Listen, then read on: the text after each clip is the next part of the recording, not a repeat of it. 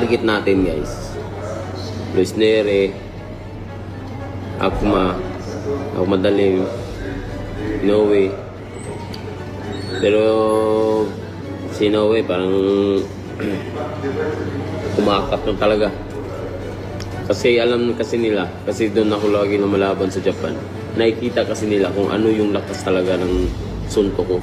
At nakikita ng mga tao at yung nandun talaga mismo, yung paano, yung tunog na pag may makalaban ako, paano yung tunog ng suntok. Kalain mo yung tunog ng suntok guys, parang shotgun.